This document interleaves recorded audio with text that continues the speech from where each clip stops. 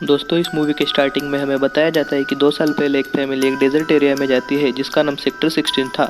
और उस फैमिली के आधे से ज़्यादा लोग एक दिन में ही बहुत ही बुरी तरीके से मारे जाते हैं, जो वही फैमिली थी जो हमें पार्ट 1 में दिखाई गई थी। दोस्तों, इस मूवी का पार्ट 1 का एक्सप्लेनेशन देखने के लिए डिस्क्रिप्शन में दी गई लिंक पर क्लिक कीजिए।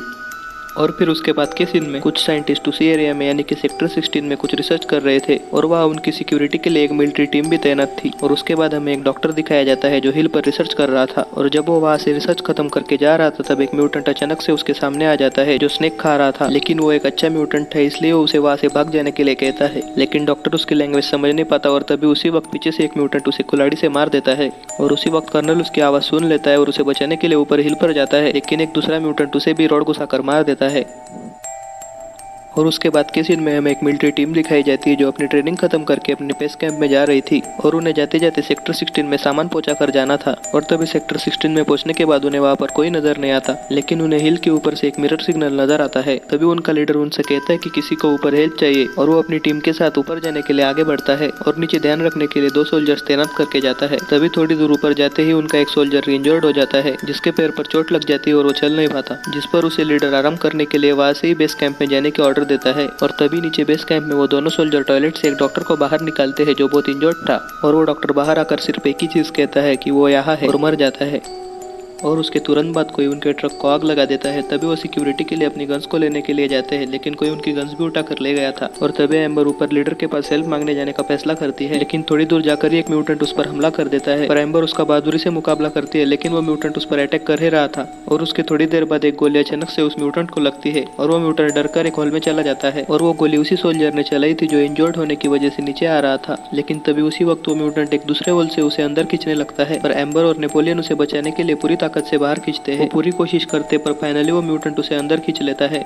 और ऊपर उन सोल्जर्स को उस डॉक्टर की बॉडी मिलती है जो हमें मूवी के स्टार्टिंग में दिखाया गया था। और वो कुछ समझ पाते उससे पहले एक म्यूटेंट ऊपर से उन पर हमला कर देता है और वो सब डरकर अंधाधुंध फायरिंग शुरू कर देते हैं। लेकिन उसी वक्त एक गोली उनके लीडर को ही लग जाती है और वो वही मारा जाता है। तभी नेपोलियन और एम्बर भी ऊपर हिल पर पहुंच जाते हैं और उन्हें सारी बात बता देते हैं। और तभी वो सब समझ जाते हैं कि वो बहुत बड़ी मुसीबत में फंस गए हैं। और उसके बाद वो अपने लीडर के बॉडी को एक सोल्जर की मदद से नीचे कैंप में भेजने की कोशिश करते हैं, लेकिन उसी वक्त उनकी रस्सी कोई काट देता है, जिसकी वजह से वो सोल्जर जो लीडर के बॉडी को नीचे ले जा रहा था वो भी नीचे गिरकर मारा जाता है। और उसके बाद वो सब नीचे जाने लगते हैं। तभी उन्हें रास्ते में कर्नल मिलता है जो बहुत जख्मी हालत में था और वो उन्हें बताता है कि ये म्यूटेंट्स लड़कियों को नहीं मारते, और ऐसा कहकर ही वो खुद को मार देता है। और तभी वो सब सोल्जर्स एक ट्रैप बनाते हैं और एम्बर और मिसी को एक जगह पर बिठाते हैं। और तभी एक म्यूटेंट वहाँ आता है, लेकिन उसी वक्त वो सारे सोल्जर्स उसे गोलियों से मार देते हैं, यानी कि उनका ट्रैप सक्सेसफुल हो रहा था।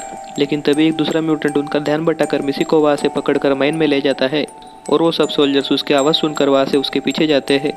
लेकिन उनमें से एक सोल्जर जो सेल्फिश था वो अंदर जाने से मना कर देता है, लेकिन वो सोल्जर भी ज़्यादा देर तक टिक नहीं पाता, क्योंकि जब वो नीचे जा रहा था तब एक म्यूटेंट उसका हाथ कट कर उसे हिल से नीचे फेंक देता है, जिससे वो भी मारा जाता है। और उसके बाद सारे सोल्जर्स मिसी को ढूंढते ढूंढते माइन के बहुत अंदर आ जाते हैं। और तभी एम्बर और नेपोलियन एक बीच में गिर जाते हैं और एक सीक्रेट जगह पर आ जाते हैं और बाकी सोल्जर्स उन्हें ढूंढने लगते हैं।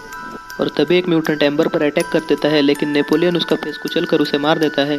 लेकिन उसी वक्त वहाँ पर एक ब्लाइंड म्यूटेंट आ जाता है जिसे कुछ नहीं दिख रहा था, पर वो उन्हें समझ सकता था। लेकिन एम्बर और नेपोलियन उससे बचकर एक सीक्रेट जगह पर आ जाते हैं और वहाँ उन्हें एक और म्यूटेंट मिलता है जो हमें मूवी के स्टार्टिंग में दिखाया गया था, जो एक अच्छा म्यूटेंट था और वो उन्हें सेफ रखने के लिए एक जगह पर छुपा देता है।